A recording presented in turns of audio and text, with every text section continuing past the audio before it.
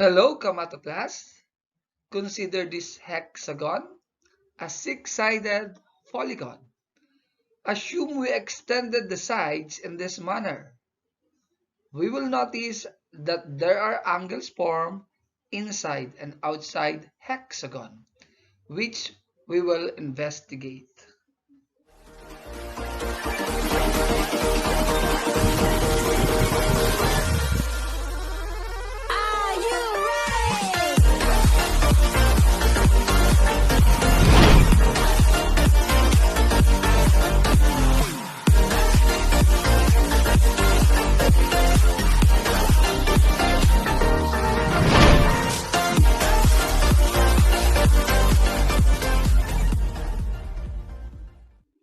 The relationship of exterior and interior angles of a convex polygon will be the subject of our presentation.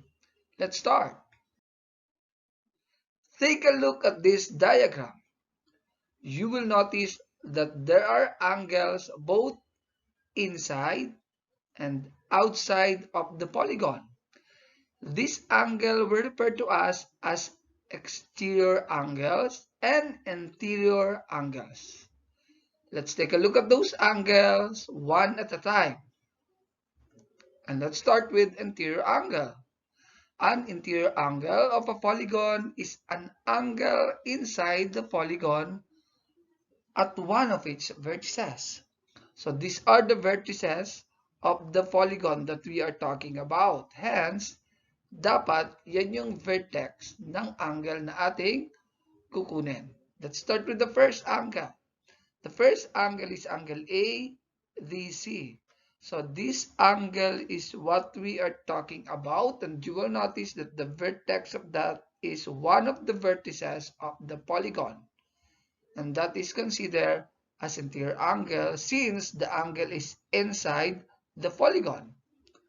The other one is angle DCB. So again, this is inside the polygon and this is the vertex. The next one is angle CBA. So again, this is the angle that we are talking about. The vertex is one of the vertices of the polygon. The last one is angle BAD.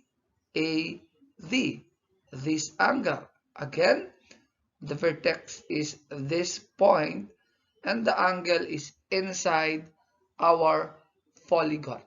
So that is what we call an interior angles of a polygon. We can also name this as angle D, this is angle C, angle B, and angle A using one capital letter. Okay, let's have the other one. How about exterior angle? An exterior angle of a polygon is an angle outside the polygon formed by one of its sides and the extension of an adjacent side. So let us try to know those angles. The first one is angle GDA. So we have GDA. So that is outside the polygon and one of the side is adjacent or extension of the adjacent side. Let's have another one. Angle FDC. Again, that is outside the polygon. And one of the side, this side is the extension of the adjacent side. The last one is angle CBE.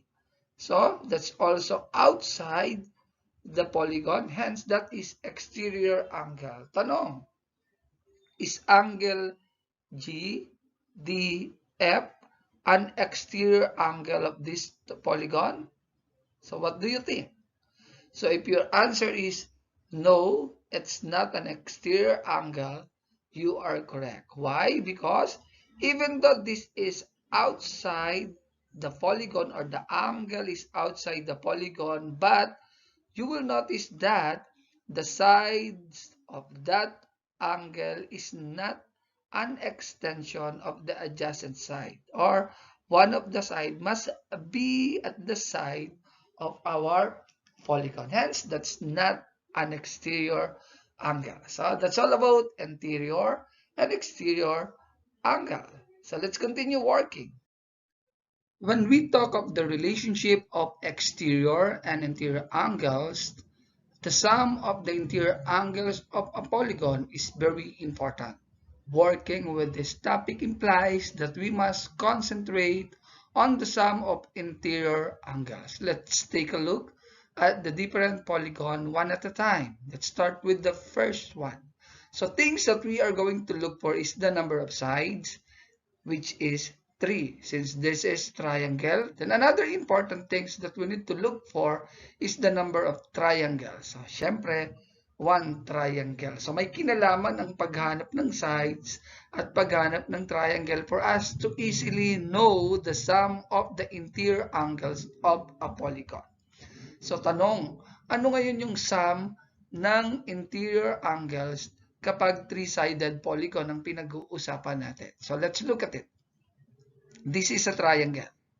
And let us consider that this triangle is equilateral and equiangular triangle. Hence, ang sukat ng kanyang angles ay pare-parehas. At alam naman natin that when we talk of triangle, the sum of the interior angles is 180 degrees. May kinalaman yan para mas makonect natin yan sa mga susunod na polygon. Let's take a look at the next one.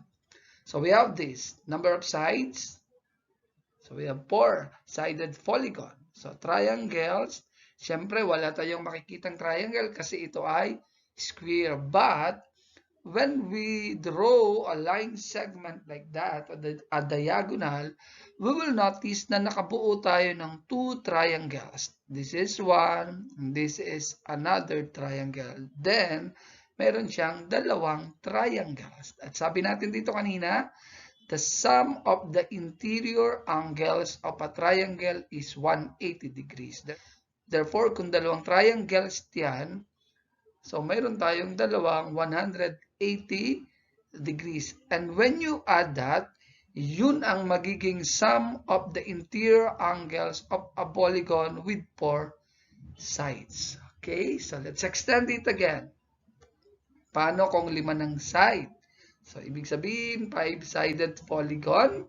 So, kapag yan na ang ating pag-uusapan, so, ilang triangle? Same with this, magdodraw din tayo ng diagonal line o ng line segment. Papunta dun sa mga vertex ng ating polygon. So, ito yung piliin natin na panggagalingan. So, dun din dapat ito mapunta. At mapapansin natin na mayroon tayong 3 triangles. So, dahil may 3 tayong triangles, meron tayong 3 sum of the interior angles na 180 degrees. So, we have this. Ito yung angle na isa.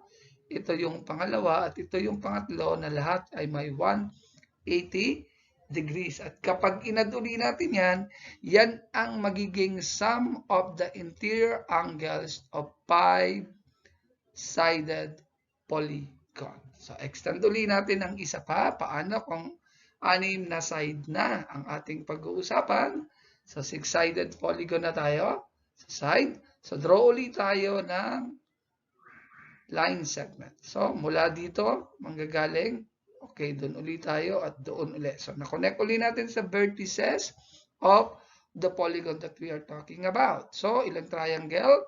1, 2, 3, 4. So, 4 triangles tayo mayroon. Kaya mayroon siyang 4 triangles at 4 na 180 degrees. Again, galing yun sa discussion dito na ang mga interior angles ng triangle ay laging 180 ang sum. So, pag inaduli natin, the answer is 720 degrees. Mapapansin nyo may pattern lang tayo na nangyari. Habang dinadagdagan natin ang sides ng ating polygon, nadadagdagan din yung 180 degrees o yung bilang ng ating triangle. So, kaya pag nag 7-sided polygon tayo, so ibig sabihin magkakaroon tayo ng 5 triangle. Pag 8, so 6. So, that's it. And that's the reason that the sum of the measure of the interior angles of a polygon with n sides is n minus 2 times 180 degrees. So again, this is 180 degrees. So, lagyan natin ng degrees. So, 180 degrees yun. Now, okay, let's continue working with what we are talking about.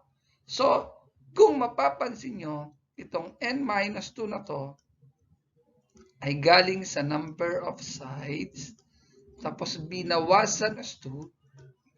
So, kaya nagkaroon tayo ng isang triangle. Same with this, minus 2. Same with this, minus 2. Same with this, minus 2. So, ibig sabihin, lahat ng side, babawasan natin ng 2. Tapos, ito times natin sa 180 degrees. At yun yung magiging measure ng interior angles or the sum of the interior angles. Okay? So, let's continue. How about the sum of the exterior angles of a polygon? Consider that we began by extending the polygon side with this one. So let's consider that we have this one and extend natin ang side doon, tsaka yung kabila, and the other one. So we extended it. So gawin natin 4-sided polygon and extend din natin. So we have that. At gawin natin 5-sided polygon, extend natin. Okay, so we have that. So balikan natin at 3-sided, tawag ay triangle, quadrilateral pag 4-sided, and pentagon kapag 5-sided polygon. So kapag nag-extend tayo ng side ng polygon, mapapansin natin na nagkaroon tayo ng exterior angles. Ayan yung mga exterior angles, angles outside the polygon. Unlike with the interior angles, lahat ng angles ay nasa loob mismo ng polygon na pinag-uusapan natin, pero dito sa labas naman makikita. Like this one again. At ito ding ating isa pang polygon. So we have that. So yan yung kanyang mga tinatawag na exterior angles. Again, exterior angles, dapat siya ay nasa labas ng polygon. So what we're talking about is to determine the sum. So sum ang pinag-uusapan natin. So mas magaan na we will be talking of this. Consider that this is a square. So pag in-extend natin ito dito, ibig sabihin perpendicular ito at saka ito. Kaya 90 degrees ito. Same way with this, pati dito at pati dito sa kabilang side. Again, so ito ay perpendicular. So 90 degrees ito, 90 rin ito, 90 ito, 90 ito. Kasi lahat yan ay perpendicular. At pag inad natin yung 90, plus 90, plus 90, plus 90, 360 degrees yun. Same with this, pag inad mo to, plus ito, 360 din ang magiging sum. Same with the other polygon here. Kahit i-extend pa natin ang 6 na sides, 7 sides, 8 sides, pag nag-extend ka ng side at kinuha mo ang sum ng exterior angles. Therefore, the sum of the measure of the exterior angles of a convex polygon with n sides is 360 degrees. So, lagyan natin ng degrees. Okay, so let's continue working with that. So, in that case, ito yung ilan sa mga natutunan natin. That the interior angles is always supplementary to an interior angle or at that vertex. Tulad nito. So kung mapapansin mo, ito yung ating exterior angles. At ito naman yung ating interior angles. So pag inad yan, ang sum ay 180 degrees. Kaya tinawag na laging supplementary. Kahit mag-extend ulit tayo dito sa side na to, so ito yung magiging exterior angle at ito naman yung interior angle. Again, ang sum niyan ay 180 degrees. Then kahit i-extend ulit natin sa kabilang side, so this is the interior angle and this is the exterior angle. So yan yung isa sa mahalaga when we talk of the relationship of exterior and interior angles of a polygon. Next one is the sum of the interior angles is quantity n minus 2 times 180 degrees. Binanggit na natin yan sa discussion kanina. Same as the sum of the exterior angles is 360 degrees. We already discussed that. Then the next one, so ito rin mahalaga that we are particular that when we talk of the measure of one of the interior angle, it is equal to n minus 2 times 180 degrees over n. Halimbawa, we wanted to determine the measure of this. So, kung gusto nating malaman ang sukat nito, ito yung gagamitin nating formula. Okay? The next one. The measure of one of the exterior angle is 360 degrees over n. So, kung exterior naman ang hanapin, halimbawa itong exterior na to, so kung hanapin natin ang sukat niyan, gamit itong formulang ito, so makukuha natin iyon. And let us apply that 5 important facts when we talk of exterior and interior angles. Let's start with the first one. Consider the figure. If side BC, so let's have this one. If side BC, this one, is perpendicular to AB, dito daw perpendicular yan, tsaka dito sa DC. So again, if BC is perpendicular to AB and DC, ang tanong, what is the value of X? So ito yung hahanapin natin ang sukat. So, saan siya related when we talk of these 5 things? So, ang pinag-uusapan natin dito ay ang mga exterior angle. So, ito yon. Ito perpendicular, kaya ang sukat nito ay 90 degrees. Ito din perpendicular, kaya 90 degrees. Sabi kasi dito perpendicular. So, at saka yung isa pa. So, yung 4 na exterior angle, at sabi natin sa discussion kanina, that the sum of the exterior angles is 360 degrees. Therefore, pwede nating i-add ang 100 plus 90 degrees plus 90 degrees. So, ito yung mga angle na exterior kasi sum nga is equal to 360. Pero yung isa hindi naman given. So, plus x na lang tayo. Equals, ang sum ay 360 degrees. So, we can add this. 100 degrees plus 90 degrees plus 90 degrees. That is equal to 280 degrees. Plus, this one, x, is equal to 360 degrees. Then, pwede na nating isolve ang x. So, ito ay gagamitan ng addition property of equality. Kaya pag nalipat, magiging minus 280 degrees. At pag sinubtract, the answer is 80 degrees. Therefore, this will be the value of our x, or the measure of this angle, is equal to 80 degrees. Let's have the next example. How about this one? Find the sum of the interior angle measures of a convex dodecagon. So, ang pinag-uusapan naman natin dito ay sum of interior angle. Ito yon. The sum of interior angles is n minus 2 times 180 degrees. So, it is important, alam natin yung n. So, pag sinabi natin n at the start ng discussion, ang n is the number of sides. Dahil ang pinag-uusapan natin ay convex dodecagon, ibig sabihin, ang n natin ay 12. Dodecagon, ibig sabihin, it's a polygon with 12 sides. Okay? So, let's have this one. So, gamit ngayon yung formula natin. So, substitute natin si n, which is 12. So, minus 2 times 180 degrees. So, minus natin ito, 12 minus 2, that will be 10, times 180 degrees. At pag minultiply natin yan, that will be equal to 1,800 degrees. And that is the sum of the interior angles of the decagon. Okay? Let's have another one. About this one. What is the measure of one of the exterior angle of a regular decagon? So, exterior angle, 1. Ha? So, ibig sabihin, one of the angle. Ito yon, one of the exterior angle. So, dito tayo, ang gagamitin nating formula ay ito. So, the problem is this. So, kailangan natin mahanap uli si n. Kasi gamit sa formula, n natin ay, dahil decagon, ang n natin ay 10. So, let's solve this one.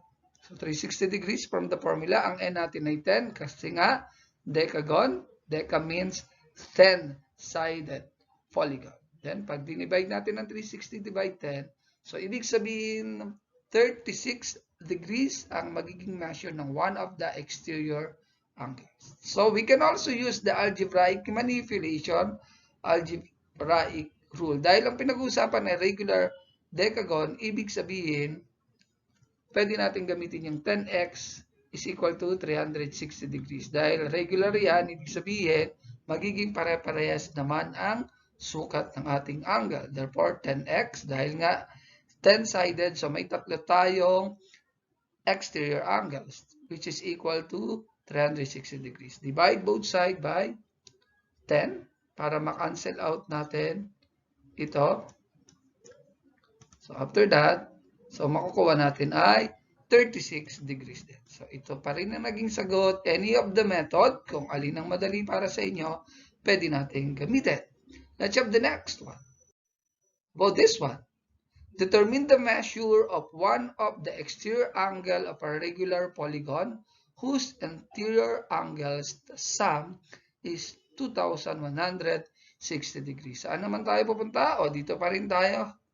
So, one of the exterior angles. Ito pa rin tayo, 360 degrees over n. Ang problema, hindi natin alam ang ating n. Kasi nga, regular polygon lang ang binanggit, hindi binanggit kung anong types o anong klaseng polygon mayroon. So, if that's the case, maybe, gagamitin natin yung formula na to. So, pero bago yon, hanapin muna natin ang number of triangle na mabubuo natin. Gamit kanina yung ginamit nating procedure para makuha natin yung mga number of triangle. Nagdodraw tayo ng segment sa loob ng ating figure at laging minus 2. Okay, therefore, if that's the case, maybe, ang gagamitin natin ay 2,160 degrees divide 180 degrees. Kasi, yung nagiging sagot natin doon when we multiply to 180, yun yung total. So, ibig sabihin, ang sagot ay 12. Pero kanina, sabi ko kanina, minaminusan natin ng 2. So, ito pabalik. So, ibabalik natin yung 2 niya. So, kaya, ang number ng kanyang sides ay 14. So, pwede na kayo nating hanapin ang exterior angles. Gamit yung formulang 360 over 14. Kasi ito yung nakuha nating n.